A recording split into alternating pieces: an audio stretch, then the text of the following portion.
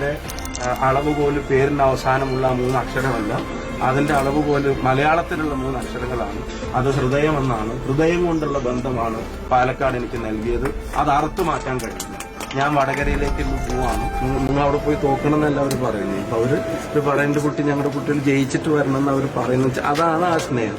ഇപ്പൊ എന്നോട് ഒരു അമ്മ പറഞ്ഞത്, പിന്നെ മക്കള് ജോലിക്ക് പോകുമ്പോൾ ചിലപ്പോൾ അച്ഛനും അമ്മക്ക് വിഷമം തോന്നും. പക്ഷെ എന്ന് വിചാരിച്ചിട്ട് മക്കളെ ജോലിക്ക് വിടാതിരിക്കാൻ പറ്റില്ല. അവിടെ പോയി ജയിച്ചു വരണമെന്ന് തന്നെ എന്റെ തലയിൽ കൈവച്ച് എന്റെ പാലക്കാട്ട അമ്മമാർ ജയിച്ചു വരാൻ വേണ്ടി തന്നെയാണ് അവരുടെ പ്രാർത്ഥനകൾ എന്ന് അയക്കുന്നത്.